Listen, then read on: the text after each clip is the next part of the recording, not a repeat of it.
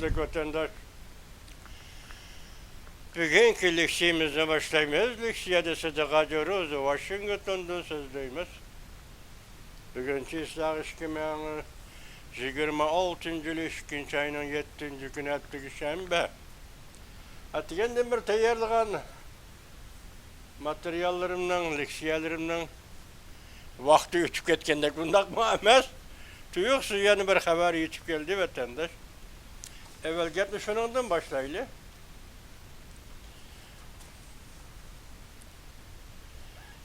Evvel gitmiş onundan başlaylı vatandaşım.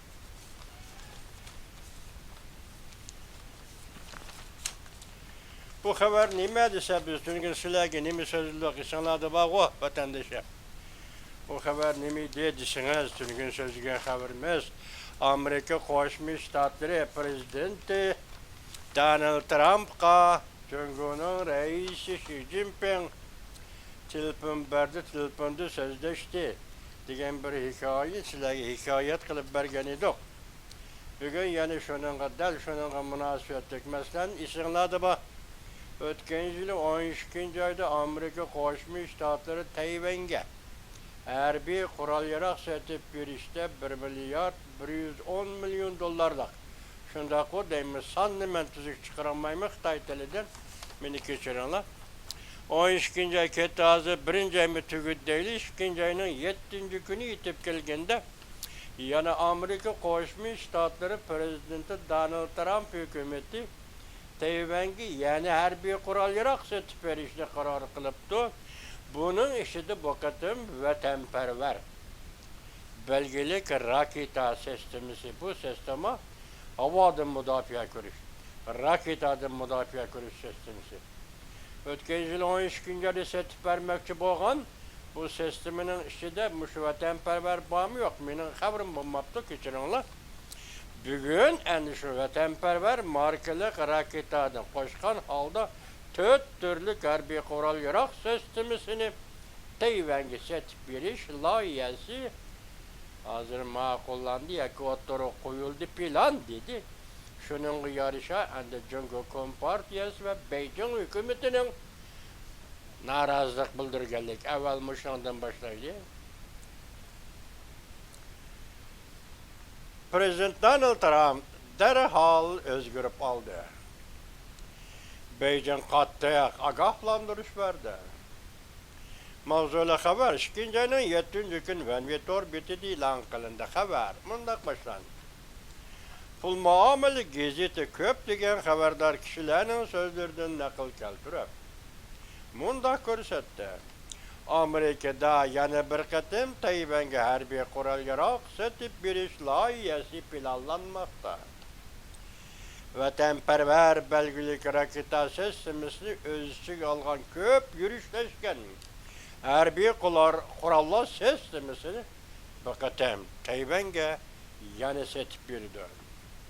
Bu to'g'rida Jungo taraf Amerika tarafga qattiq norozilik bildirdi. Yoki avval qattiq diqqat qiladiganligini bildirib, keyindan ogohlantirish shaklida norozilik bildirdi. Agahlandırıp mundaq dedi. Alaqadar harbiy qurol-yarog' sotib berish Amerika prezidenti Donald Trump'ning Jungo'da davlat ishlar ziyorati elib berish orpisiga to'g'ri keldi. Undaqda bu qurol-yarog' sotib berish prezident Donald Trump'ning Jungo'ni ziyorat qilishiga ve şundaqlışki devlet rehberliğinin görüşüge tesir yetkizildi dep agahlandırdı. Haberdar kişiler yani mundaq ko'rsatdi. Prezident Donald Trump hükümetinin delazir 4 türlük harbiy qurol-yarog' sistemisidan tashkillangan Tayvanga harbiy qurol-yarog' sotib berish loyihasi o'tgan yil 12. ay e'lon qilingan rekord yaratgan 1 milyard 110 milyon dollarlık harbiy qurol-yarog' sotib berishdan keyingi va shunga agishla o'ttirg'i chiqqan yana bir qatimliq harbiy qurol-yarog' sotib berish masalasida Tayvanga. Xabardor kishilar mundaq ko'rsatdi. Jungo Prezident Donald Trump'ның Jungoni ziyaret qilish sharpisida Tayvanga harbiy qurol yarog' setib bermoqchi bo'lganligidan norozi bo'lib, Amerika tarafga ogohlantirish berib bunday dedi. Tayvanning davomli harbiy qurol yarog' setib beradigan, Tayvanga davomli harbiy qurol yarog' setib beradigan ish bo'lsa, yuqori darajaliklarning o'zaro ziyorat qilish masalasida o'zgarish paydo bo'ldi. Çünkü Amerika devlet yuqori darajaliklarning o'zaro ziyorat qilish masalasida o'zgarish paydo bo'ldi. Endi shuni ulaplı biz endi bugun shanba, yakshanba, o'g'illikka dushanba kuni Yaponiyada saylam, shuningga munosabatlik qisqa xabarlarni vatandoshlarga yetkazamiz. Qisqa xabar bunda. Agar mushqitimqa saylamda g'alaba qiladigan bo'lsa, Yaponiya vaziri Sani Takaichi Yaponiyaning urushdan keyingi siyosiy tizim sistemasini ag'dirib tashlab, Yaponiya yana bir qator qudratli davlatga aylanadi. 80 yıl burunki Yaponiya, 80 yıl keyingi Yaponiya endi yana bir qatim qudratli davlatga aylanadi. Johnson ikkinchi ayning 7-kuni yutib. Amerika Tayvan mustaqilligini qo'lladimi? Prezident Donald Trump bu qonunga imzo qo'ydi. Tayvanning Jungo xaritasiga kirishini chekladi. Amerika Qo'shma Shtatlari prezidenti Donald Trump, takrorlayman vatandosh, bu qonunga imzo qo'ydi. Tayvanning Jungo xaritasiga kirishini chekladi. 1 milyard 400 milyon dollar Tayvan davlat mudofaa pay chekiga qo'shildi. Bir Jungo prinsipi uzil kesal yemirildi. Bir Jungo prinsipi uzil kesal yemirildi. Men sana hikoya so'zlayman to'rbiti. 2-ayning 7-kuni yutib. Bu kishi Tayvanlik kishi ekan, nayta ilmiy so'zildi. Ikkinchi dunyo urushi davridagi Churchillning so'zlarini naql qilib, misol qilib, Ikkinchi dunyo urushida Gitlerning tajovuzi oldi qaysi davlatlarning taslim bo'lganligini, lekin Churchillning taslim bo'lmaganligini so'zdan misol keltirib, Tayvanga g'ayrat ato qildi bu kishi.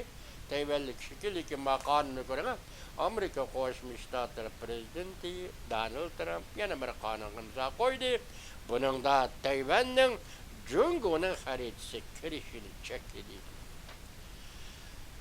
Hozir Xitoy matbuoti sal kechikib qelyapti vatandosh, shundaq masalalarni shu dal bo'lolmayotimi? Tayvandan kelgan xabar ekan. Endi ma yangi xabarimiz sizga tugadi deyli buni. Endi ikkinchi bir xabarimizda yaqinda masalan 2026-yil xalqaro kishilik huquq doklati e'lon qilindi.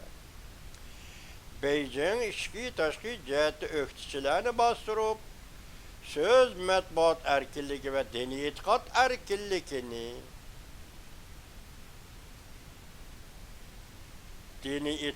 erkinligini qisdi. Mavzuli xabar 2-ayning 6-kuni Amerika ovozining Xitoy tili programmasi e'lon qilindi. Xabar bunday boshlandi. Kishilik huquqni kuzatuvchi xalqaro kishilik huquq tashkiloti 2026-yillik kishilik huquq doklati e'lon qilib, bu doklatda bunday ko'rsatdi.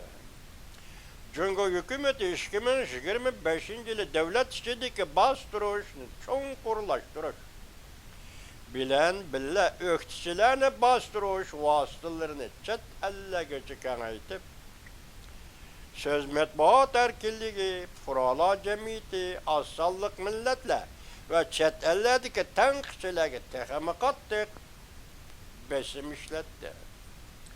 2-ayning 4-kuni e'lon qilingan bu doklatning Jungo qismida bunday ko'rsatildi.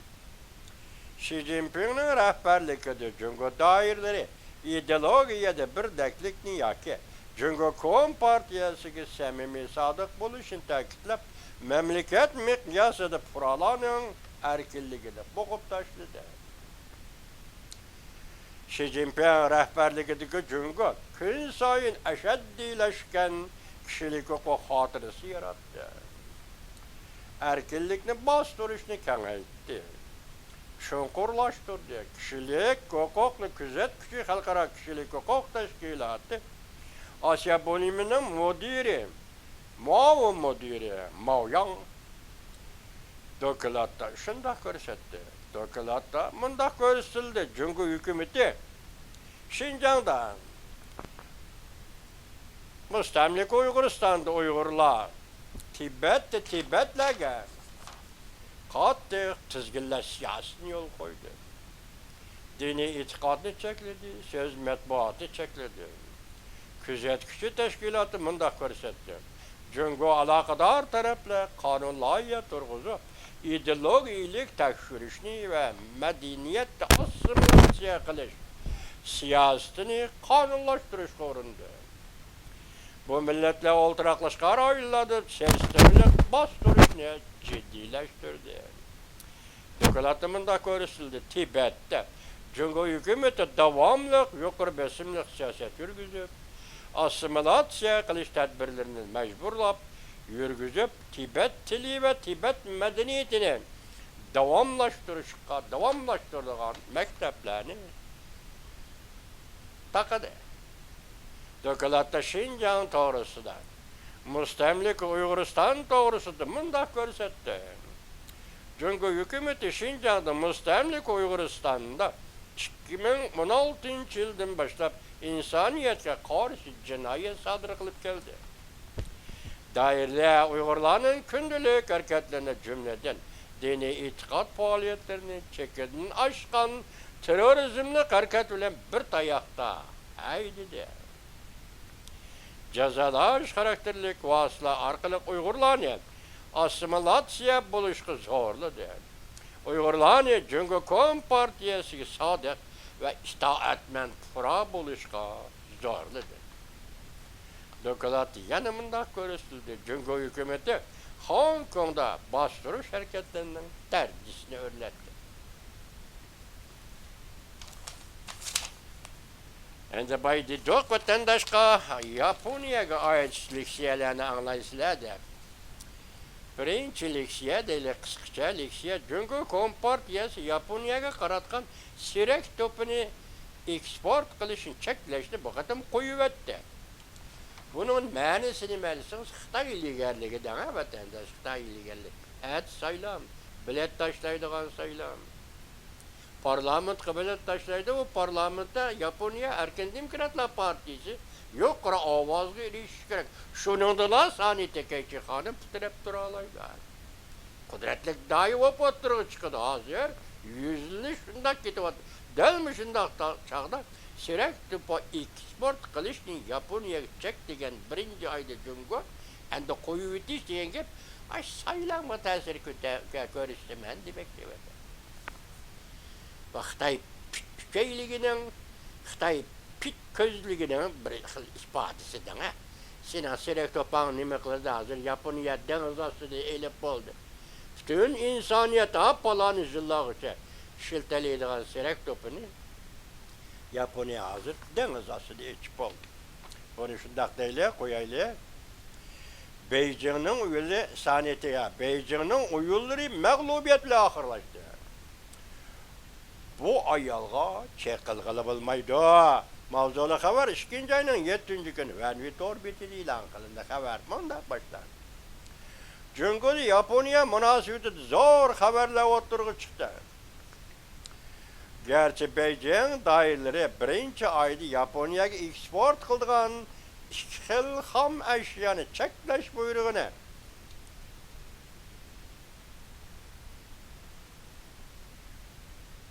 dağda qilib ko'targan bo'lsa-mu, jumladan sirak to'pa va harbiy sanoat ishiltiran strategik mas'uliyatlarni eksport qilishni cheklagan bo'lsa-mu, lekin yaqinda o'tirib chiqqan xabarlarda oshkorliki bu eksportni tasdiqladi. Boshda aytdik, ammo Ma qaytı bir haber tekrarlanan iken keçiren vatandaş. Birden de kıskısa çünkü Kompartiyasının imborgisi yüzeki aldı qattiq ameliyatı mağlup oldu. Yaponiya yürüyüşen imborgisi. Hiç mi garzımdı?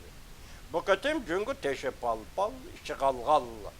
Çünkü işkelligini aşkarlap koydu. Yaponiya matbuatları bu doğruda mundaq aşkarıldı. Beijing Yaponiyaga eksport qilishni bosh ko'rishni kuchaytgan bo'lsin lekin oxirida imborga mag'lub bo'ldi, lata bo'ldi jungo deb ko'rsatdi Yaponiya matbuotlari. Erlarga e'tibor beradigan Yaponiya jamiyatida Tayvanda vaqa yuz bersa, Yaponiyada vaqa yuz beradi degan Sani Takeichi xonim bu kim? Shinzo Abe qiyofetlik yoki Shinzo Abe masallik bu ayol Sani Takeichi Yaponiyada rasmiy siyosiy sahnaga chiqadigan bo'lsa, Jungo Yaponiya munosabatiga ve Jungo Tayvan münasebetiga davalg'ush elib keladi. DW China Star bitiş ikinci ayının 7. günü yutar. Endi yani sizlarga so'zlaydiganimiz munda qisqa xabarlarda masalan Yaponiya Jungoga qarshi vaziri Sani Takeichi sahnaga chiqdi. Jungo Yaponiya munosabatinin xavfli vaqti yetib keldi. Taqsaylar e'lon qilinmay turib Xitoy torbeta da'vatini buni. Sani Takeichi xonim Yaponiyada siyosiy sahnada o'tirg'i chiqdi. Endilikda Jungo Yaponiya munosabatiga vahimalik, ya'ni xatarlik bir voqea yetib keldi. Yaponiya siyoset sahasida endi yer tevraydi. Jangjang torbeta 2. ayının 7. günü. Yaponiyada Sani Takeichi militarizmlik ruhning tirilişi. Yaponiya o'zi yolg'iz ish qilish yo'lini tanlab oldi. Harbiy kengaymichilik. Endi Tinch okeandan yangi tartibi bo'lib qoladi. Hejo. Torbeti 2. ayının 7. günü. Endi Sani Takeichi o'tirsa Yaponiya harbiy kengaymichilik qiladi. Militarizmlik yo'lida harbiy kuchlik davlat yo'lida ma'lum. Jungo Yaponiya munosabati o'ngtay bo'ladi. Vahima yetib keldi. Sani Takeichi xonim Yaponiyada saylovda g'alaba qilishi kerak. Bu masala nemishqa bugungi kunda Yaponiya va Jungo yoshlarining o'rtaq g'oyasi bo'lib qoldi.